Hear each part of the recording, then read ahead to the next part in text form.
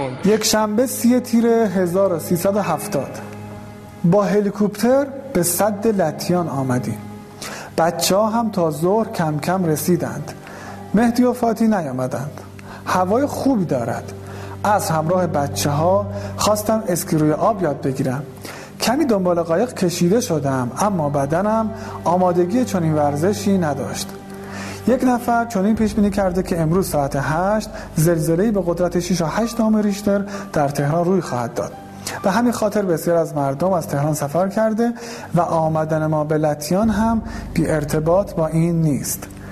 این بخشی از خاطرات حجت الاسلام هاشمی رفسنجانی بود که در اون به مکانی اشاره شده در کنار سد لطیان. اینجا یه تابلو دارید میبینید که نوشته منطقه نظامی، ورود افراد متفرقه ممنوع.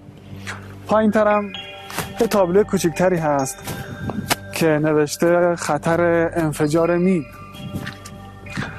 شاید اولین برداشتی که شما میکنید اینه که ما الان تو مناطق عملیات جنوبی، ولی واقعیتش اینه که اینجا یکی از خوش آب و هواترین نقاط اطراف تهرانه. ما الان تو منطقه لواسونیم و سد لطیان پایین این دره هست. ولی خب کارکرد این تابلوها چیه اینجا؟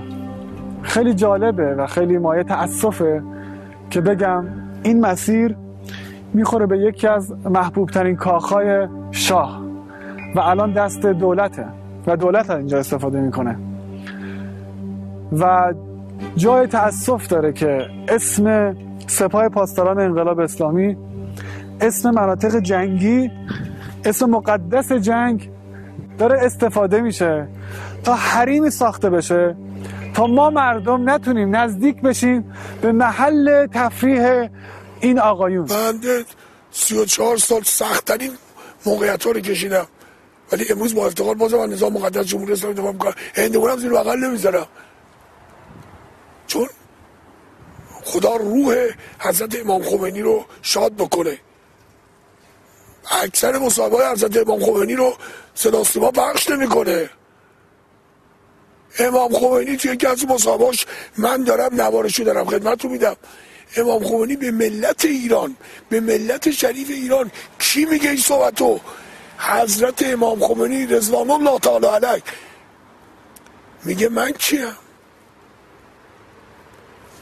شما شهید دادید، شما مجروح دادید، من دست شما رو میبوسم، من نمیدونم فلان میکنم.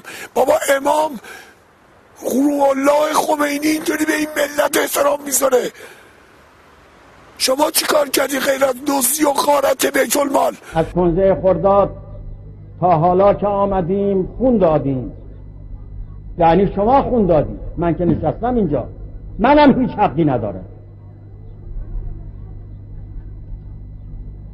شماها خون دادید، شماها به میدان رفتید، شماها مبارزه کردید. ماها هیچ حقی نداریم. ما باید برای شما خدمت کنیم، خودمون نباید استفاده کنیم. نه استفاده عنوانی. خاک بر سر من که بخوام استفاده عنوانی از شما بکنم. خاک بر سر من که بخوام خون شما ریخته بشد و من استفادهش رو ببرم.